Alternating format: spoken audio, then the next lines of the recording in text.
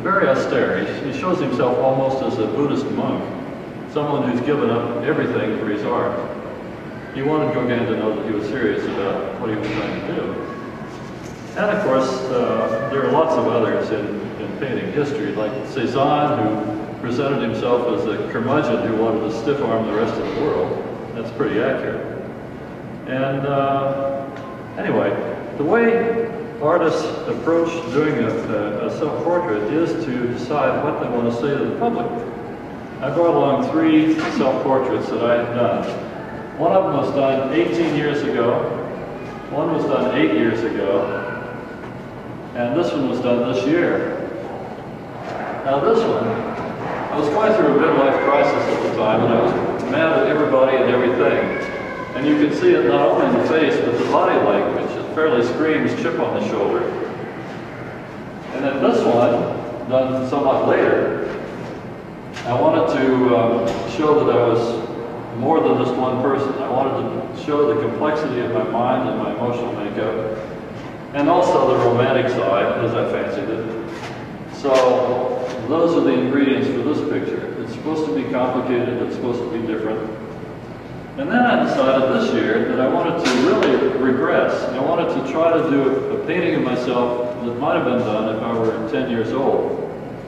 I was 10 years old in the subject matter of this. I lived on a farm in Kentucky with my grandparents, and those were very happy years. I had very little to do except to feed the chickens and chase the cats in the yard. I played in the orchard next door, but I incorporated all the childish elements I could to reinforce that language, like the illogical windows in the farmhouse, like the lollipop trees, like the basic shapes of the animals. And I even went so far as to sign it as a school child would. It said, J. Newcomb, age 71.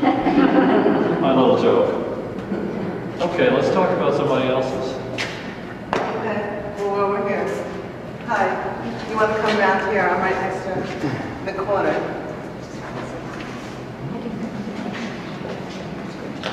Hi, my name is Chi Artist. And my focus of my art is transformation of face and the mask. When I turned 50 years old, I left my job, my world as an applied mathematician, and I started over as an artist.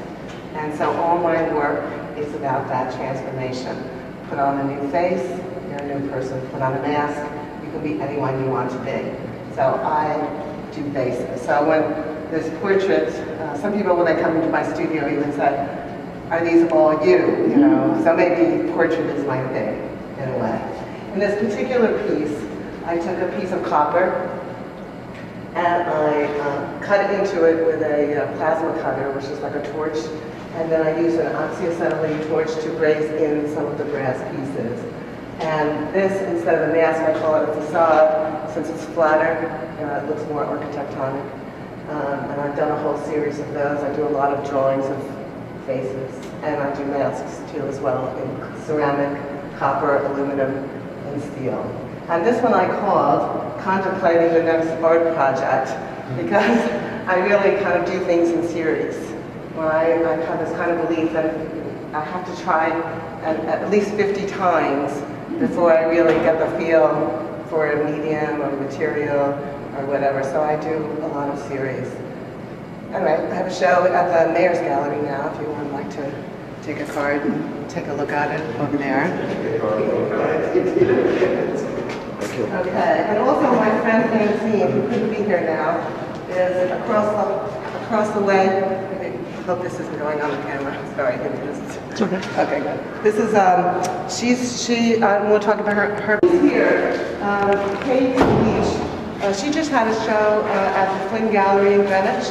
And at one time she was, and you guys can pipe in if you want, she danced with Balanchine, the New York City Ballet. And she did this piece with the, blocks kind of tumbling, but you have this beautiful lace. And if you come around to the side here, you'll see her original ballet slippers that she danced with. Pretty nice. So Kate Leach, if I'm going around this way, okay. Shirley, you're probably best equipped. If you notice, we all have our photos up next to it, in case you miss us. Shirley works in handmade paper, and this is essentially a paper collage. And she sees herself as a liberal Supreme Court justice, I guess is Yay, Shirley. Yay, Shirley. And next is Mary Jean Long, who is a brilliant abstract painter, and this is the only thing I've ever seen of hers that's realistic. And she was commenting how it sort of forced her out of her train of thought into something new and quite wonderful. She didn't want to show herself in the abstract. No, whereas I who normally deal figurative pieces, went totally abstract. So we were talking about how we all change character. It's also interesting that she told us that she started in grayscale. There was no color in the self-portrait. And she gradually got more and more excited and started putting color on and ended up with this, which is quite nice. You skipped this one in here. This is Liz Falaci's. She just had a group show here this summer. She does a lot with silkscreen. Stencil, silkscreen. But this she calls a work in progress. And if you come to the gallery often, you'll see she comes back and she'll change the color. It changes. Either some of the shapes will change or some of the colors. So her portrait is still being developed even as the show is going on. She's got the road there that she's on. Yes, but even the road has changed. The road is different than 2 weeks ago. Popped up before. If we could move on, this is Alyssa. She in fact is a kickboxer. Yeah, she did herself as a kickboxer. And Kind of hard to paint when you're kicking like that. it's fun to play with the distortion, the perspective. For sure. Yes, she did a great job. Yeah. And next is Tina. Tina's self was in her clothes. Like why one would wear a Gap shirt to paint it, I don't know. And I was sorry that she didn't show up June Ahrens, because I'm dying to know what this means. She does a lot of conceptual pieces, and she has a piece now showing at Silvermine. She's a Silvermine member. Yeah, she does these conceptual work that are just fantastic. She, a couple of years ago, did with all little nails in the wall. Yeah, but this still escapes me. We have to assume she thinks of herself as blue and woolly. Maybe cloud-like. Yeah. The next one, she is a Catherine Horan. She's a ceramicist. She chose to use mosaics to create this piece. What does she call it? Free woman. The next piece is Lisa Hillman, and I don't know if you can film this, but in the back there's a little, it's like a mood light which changes, and so there's an amber piece of glass, and there are this mood light that comes through, and the amber changes the color to one tone. But if you look at the outside tone, see this shows green, but the outside is blue. So the light is actually blue, but somehow the amber is also changing as we all change with our surroundings. Yeah. Nice. Wendy Olson is, she actually is a very talented landscaper. She has a specialty. Do you know what it is, her specialty? But anyways, if you see it here, the garden party kind of thing. Yes. She does these abstract, she uses this material called GAC, where she kind of transforms fabric into these wonderful, powerful shapes when they're really just pieces of fabric. Yes, and beautiful little detail. Very Baroque.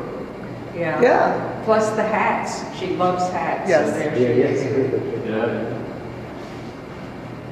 And you got some more blue. We have a problem here. We don't know how truthful to be. He had comments about his work, but I don't think they're printable. My blues. No, Alan is in the middle of a crisis. And This shows the turmoil of his personal the life. inner turmoil of his personal life. This is called the blues? Yes, my blues. My blues? Yeah. And next is Pirette. And Pirette is she's an underwater photographer.